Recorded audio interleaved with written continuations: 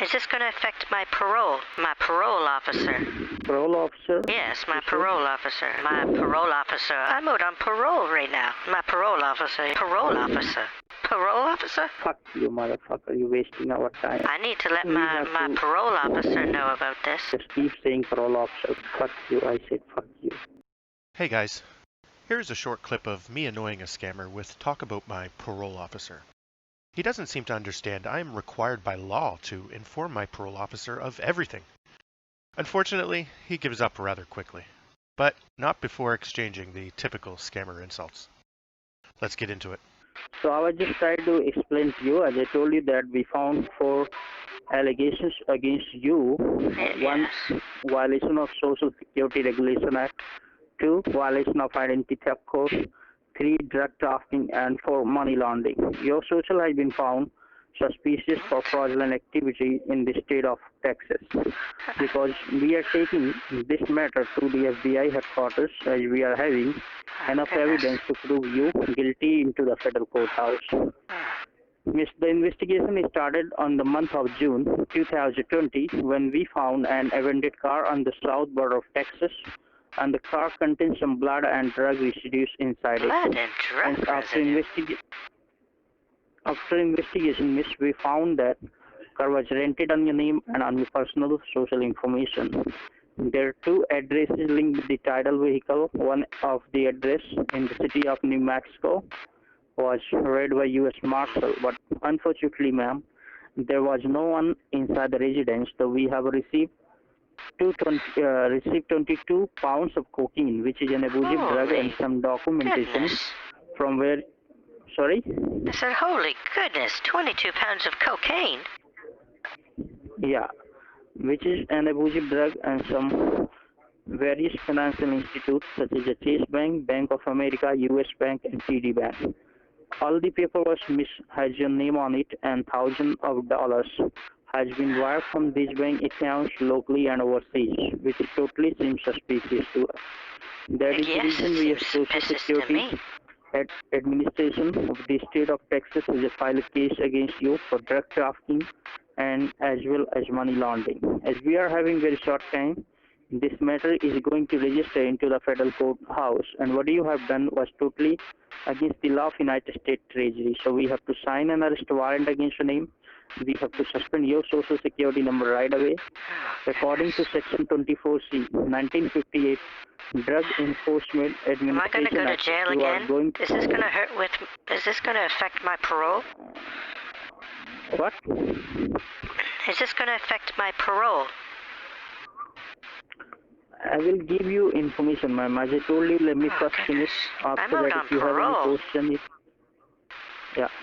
So, according to Section 24C, 1958, Drug Enforcement Administration Act, you are going to be taken for a jail term for not less than 9 years. Well, if I go to jail, I'm going to jail for another 20 years. I'm out on parole right now. I was just in jail. So, miss, we have also checked your background, and we have found out that all your past banking statement contains genuine records, and your social have no other complaints in the past. That is the only reason we try to reach you before we take any legal course of action. Except for the attempted murder charge that I have on my record. Yeah, I guess nothing else.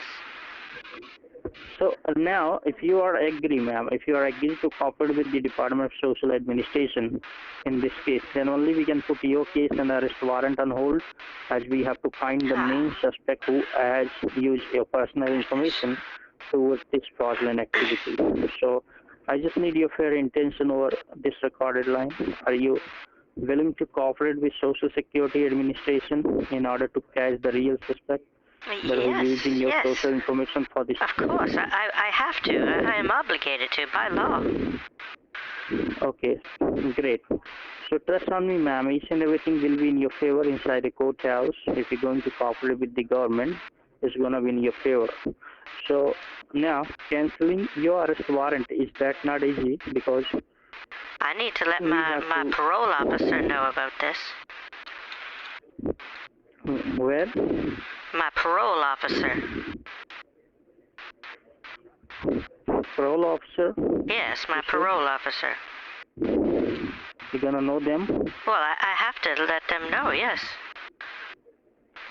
Ma'am, at this point of the time, case is under your name, under your social, so you are not allowed to. Well, I am obligated by law, by court order, to inform my parole officer of every aspect of my life, especially if it has to do with criminal activities.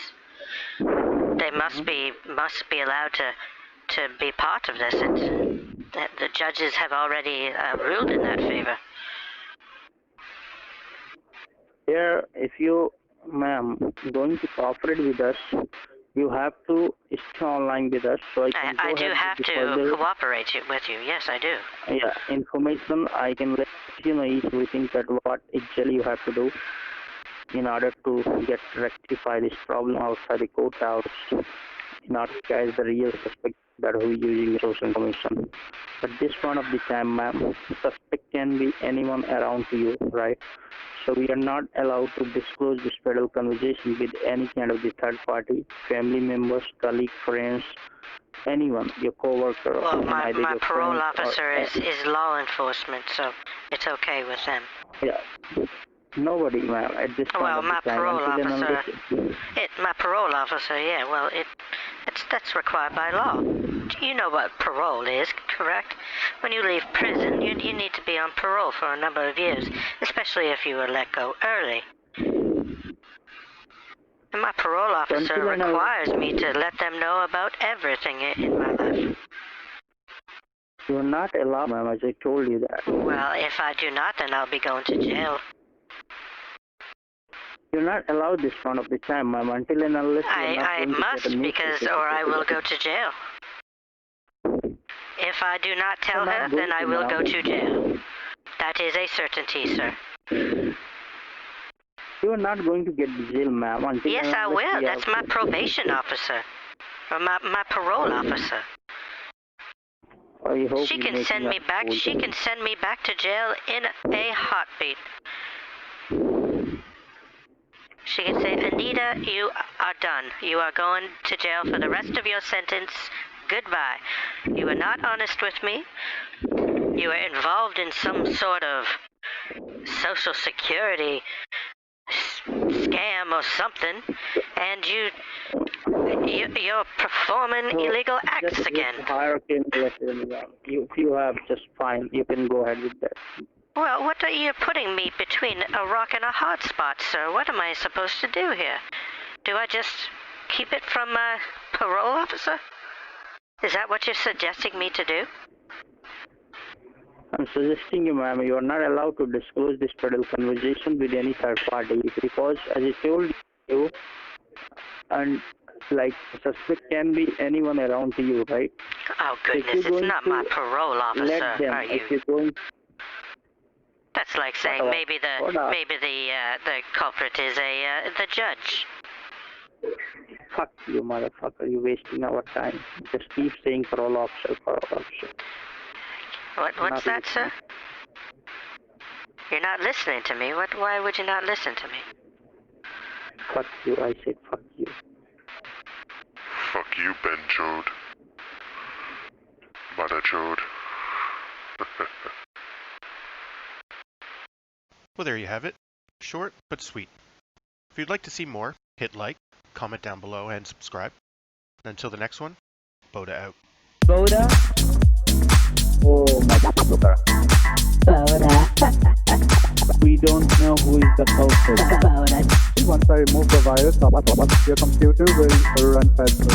You have been scammed.